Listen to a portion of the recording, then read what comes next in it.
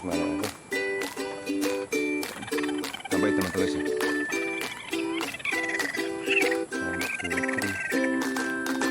3. Ito guys, itlog ng organic guys. Oh, laki oh. Oh. Hindi makita. Oh, laki na oh. Guys. Pagkuhan mga 1 matungit na git. Ito guys, try feeding na ito guys. Try feeding ito. Ito naman guys. Alagang promdi yan guys. Alagang promdi. So yun guys, magandang umaga. Nagbabalik sa promdi nyo guys. For today's video guys, dito tayo sa kubo. Update natin guys. Tingnan natin yung mga alaga natin kasi matagal na tayong hindi nakapag-video about sa mga alaga natin manok, baboy. So ngayon guys, ngayong araw mag-vlog tayo about sa dito sa bukid natin, sa kubo, mga alaga natin. Kasi guys, yung doon sa dagat, tinigilan ko muna guys kasi dalawang beses na akong guys labo sa laot ng subas ko. Yung subas ko guys ay malakas na hangin, ulan, kayong alon, sobrang mataas guys. So medyo nakatakot, tapos hindi tayo guys makapag-video ng maayos kasi nga naulan, yung camera baka mabasa. Tapos yung nga, tapos yung alon, tapos madilim. So ngayon guys, balak ko magpagawa ng ng panglaot na na pakitang na pang umaga. So ngayon guys, mag-ipon muna tayo. Nag-isipan ko guys magbenta ng ng dalawang manok. Yung manok ko nabili ko ng 2.5, parang gusto kong ibenta para makapagawa tayo, makapagpagawa tayo ng bagong pakitang na pang umaga. So yun guys, pagsari-sari yun, pagsari-sari ng isda. Yung kasi guys, sa pakitang natin, hindi pwede yung guys yung sa pang tinatawag na palubog. Kasi guys, masyadong yun, malalapit yung banwit. So yung gagawa tayo ng mga at least pagitan niya, mga 2 dipa bago yung bingwit. Yun yung guys, yung tinatawag na palubog guys. So yun guys, sa natin pag-usapan yun. Basta yun, plano ko, magbenta ko na para makapagawa tayo ng gano'n. Kasi wala tayong pera guys. Medyo nagtuyot. So yun, tingnan natin yung mga alaga. So yun guys, ito guys yung medyo magulo dito ngayon, madumi. Kasi yung palay, yung inani doon sa balay namin, dito nag-tracer. So ito guys yung mga manok natin, alaga.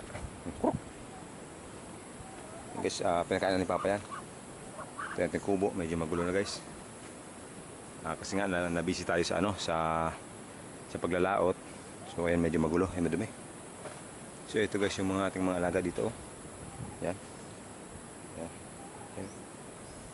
So kuha tayo guys ng kuha tayo ng feeds. Tingnan natin. Sa loob. So ayun guys. Ayun, konti na lang.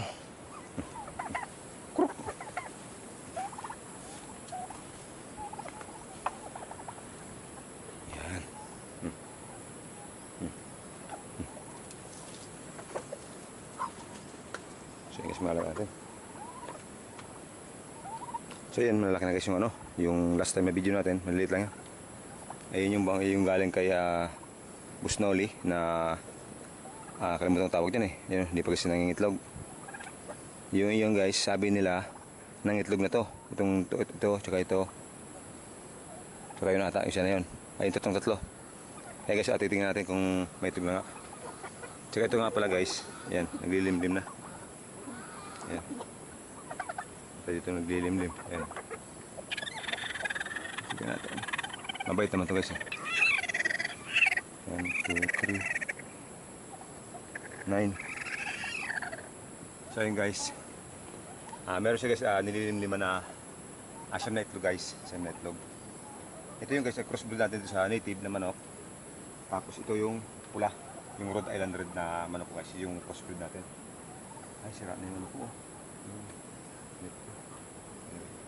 Ayusin natin mga susunod araw.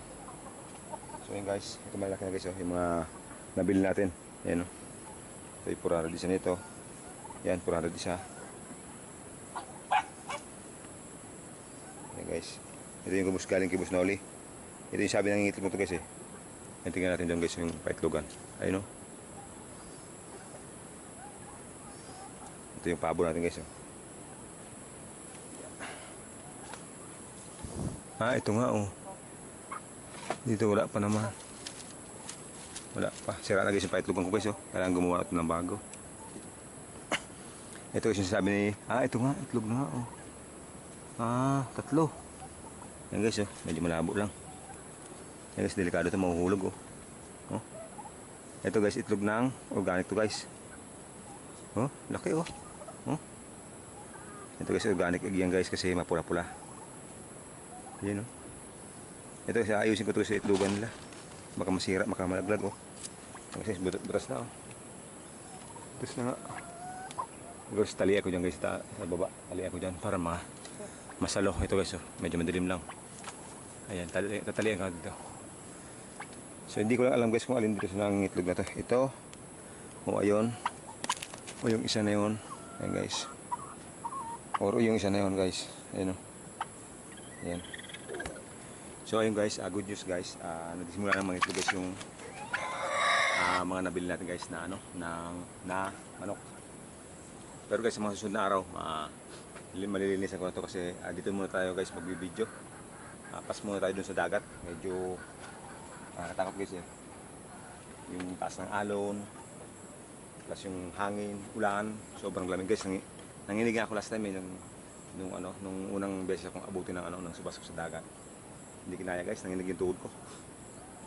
Anyway, so ayun guys, sa mga sunod na video dito tayo. Kasi ito nga pala guys, napakita ko sa inyo yung yung laki na. Ito guys yung tilapia naman guys, yung last time na binigay sa atin ni Tropong Brian. So tingnan natin guys, pakain natin. Ito guys yung feeds pala. So ayun guys, ayun laki oh. Guys, meron malaki dun oh. Kaya lang medyo yan guys, ang dami oh. Hindi na guys makita kasi ayan, hindi makita. Yun, laki na oh. Yan guys, may malaki na doon sa isa dun oh.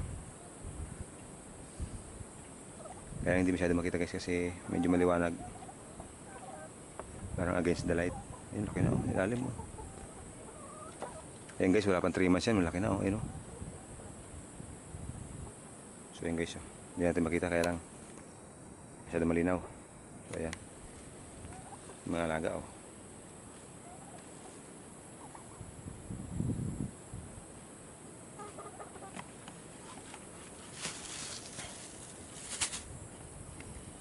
So yun guys, tingnan natin yung yung ating alagang baboy. Ayan.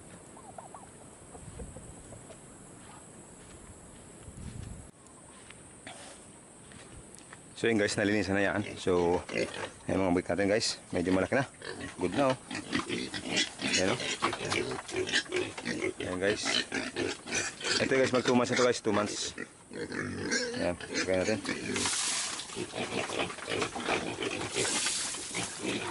Ayan guys, pinakain na yan kanina. So dagdagan natin ng konti. Kaya ito guys, 1 month in mga 1 month guys, magit 1 month and 2 weeks to guys. Mga 1 month or 1 week guys. Ayan, medyo may maliit lang na konti pero hanggang. Ayan. Ito guys, dry feeding lang to guys, dry feeding to. Ayan. Bigyan natin ng snack. Guys, ang ganda oh.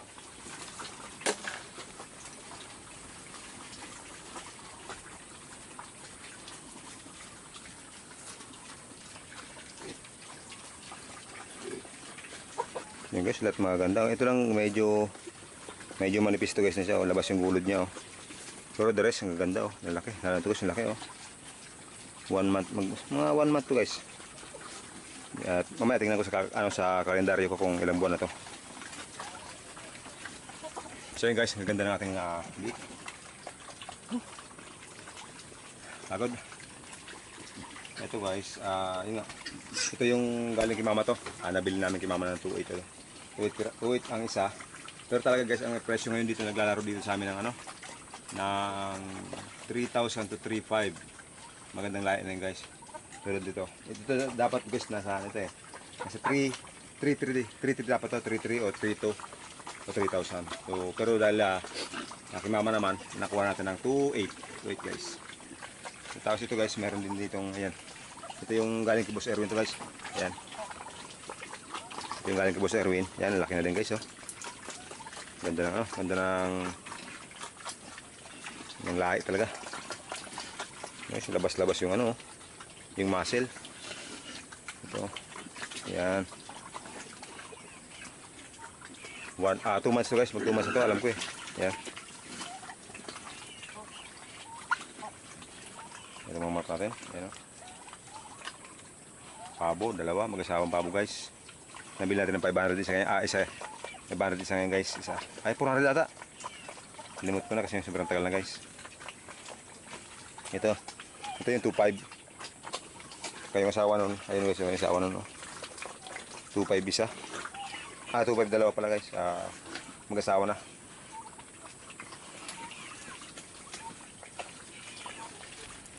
So ayun guys. Yun nga, sabi ko kanina natagalan tayo mag video about dito sa ating alagang mga biik, alagang mga manok. Walang update tayo guys, mga ilang sambon na rin at mahigit. Kasi nga nabisi tayo dun sa paglalaot. Nung buhin tayo ng sasakyan ng pangbangka. Tapos naglaot na medyo hindi lang guys maganda yung kasi nga ngayon ang lalakas ng ng alon, ulan. Subas ko talaga guys. So kaya naman sana, kaya lang medyo para sa akin kasi mabagawan sa dagat. Medyo takot talaga, natatakot guys kasi yung yung alon niya guys mataas. Pero okay naman sana, kaya naman sana ng bangka. Yun nga lang, kaya lang talagang hindi tayo sanay. So yun nga guys, plano ko magpagawa ng pangumagang pakitang guys, yung tinatawag na palubog guys, tawag doon nila doon. Sabi nila mas maganda yon kasi sa umaga. Mag-uumang kami guys ng pakitang ng 4 AM. Kukuhanin siya ng mga 6, 5, o depende guys, mga 6 AM, babatakin na, tapos matapos sa mga 7:30. So mabilis lang guys, tapos umaga pa, hindi tayo mahirapan na umuwi. Plus kita sa video na yung quality ng video guys mas maganda. Okay naman sana guys yung sa yung sa may tawag doon yung panggabi. Kaya lang guys, yung nag-aalangan tayo kasi hindi natin kita yung camera, yung video natin malabo, tapos magalaw yung kasi masyadong maalon, tapos ulan pa, so hindi maganda yung quality ng video. Unlike pag umaga maliwanag, plus kita natin yung uwian, tapos yung quality ng video guys, yun nga yung gusto kong makuha, yung quality ng video, para naman yung mga supporters natin hindi nahihirapan manood ng video natin kasi nga malinaw. So yun yung target natin guys.